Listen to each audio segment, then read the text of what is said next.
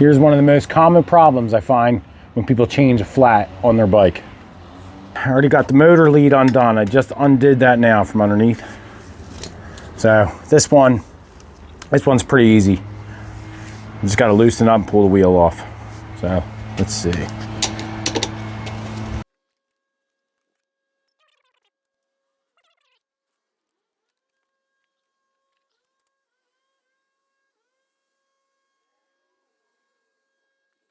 And the washer's away.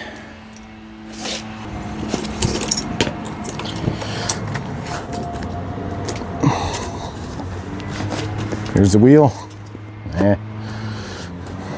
That's it. All right, let's take it into the workbench now. All right, so I got it on the bench here. Thing we're gonna do, valve stem cap off.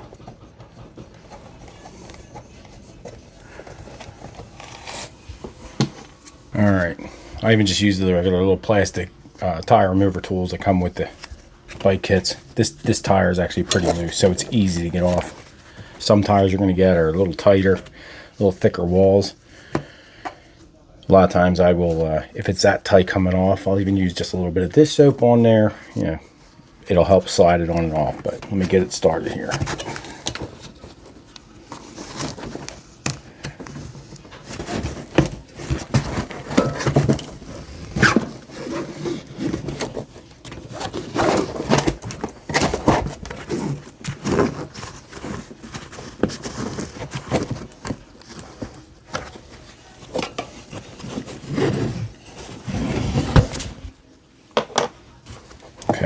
This one, we take the tube right out of here.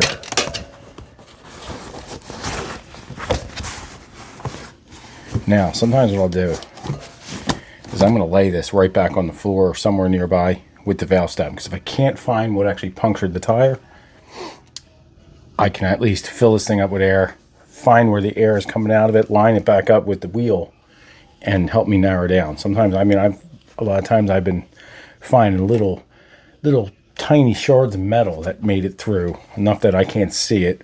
But so I'm going to lay that out like this.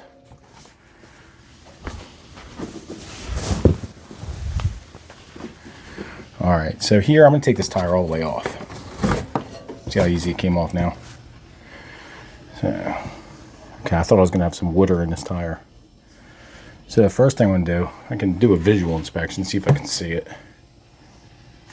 Okay, well, I don't see it, so here. What I'm going to do is I'm going to take a rag. You don't want to do your fingers, because if it's something sharp in there and you can't see it, you're going to prick your finger when you come around.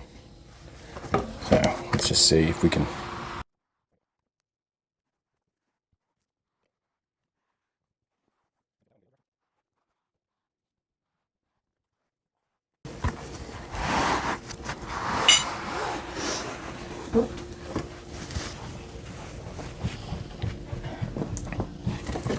All right, I'm actually not feeling it in there. That was it. There is a little itty bitty spot. I can feel the air right there, and that was the tip of a thorn made it through there. Yeah, I can feel it coming out right here. So look, looking at that, should be right around this area.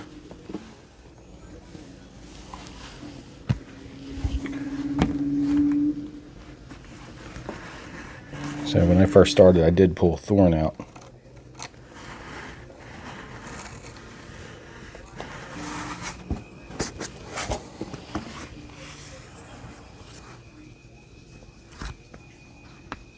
And there it is.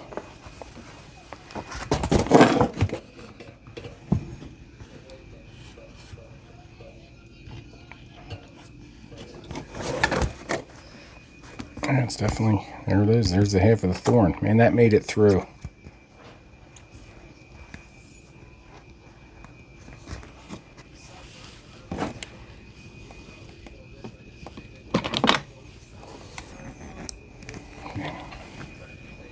It's so small, it's hard to grab.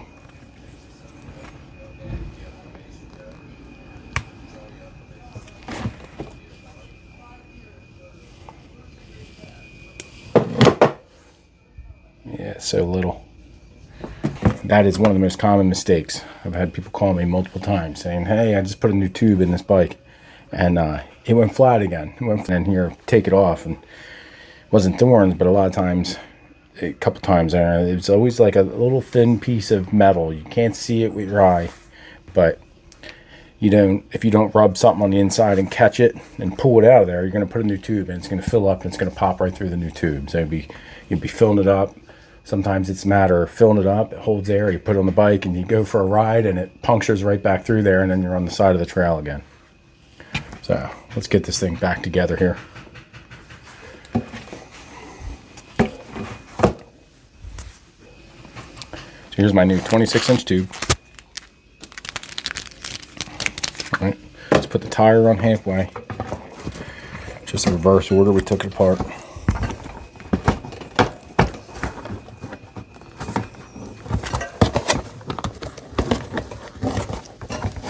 Okay, it's in there.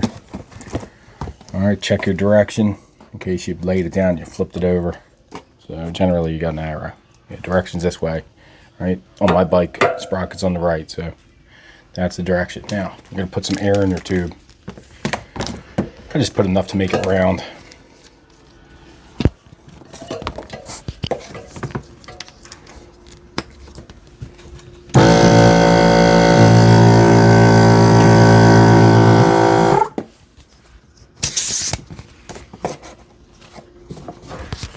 Okay, it's round. I'm gonna let a little bit more out. Okay, that's good.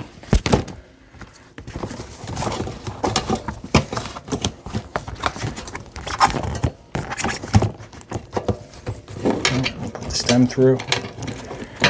Now if it's an e-bike you're doing, I put the valve cap on there to hold it until you get it together, because this is a double wall rim for strength.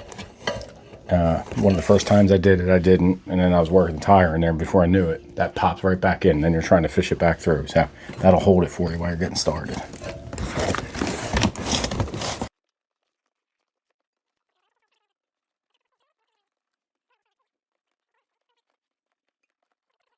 But like I said, if not, I could put a little bit of Dawn dish soap or some kind of dish soap just right on the edge. It'll help it slide in if you have a thicker wall tire.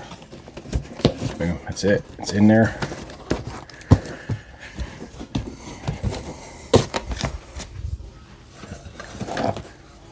I'm gonna put some air in it now. I'm gonna air it up slowly. So here's the thing, you're gonna hold that.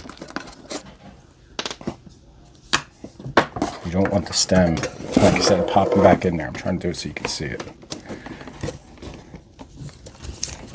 And before you get air in there, you can push it back in pretty easily.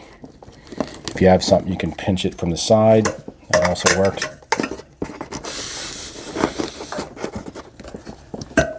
Okay.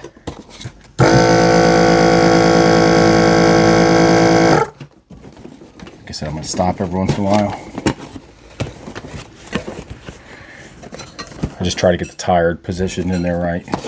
Should work its way out, but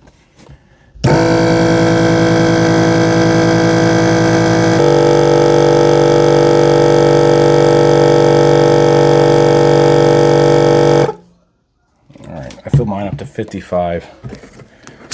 This is a 40 to 65. 65 the max.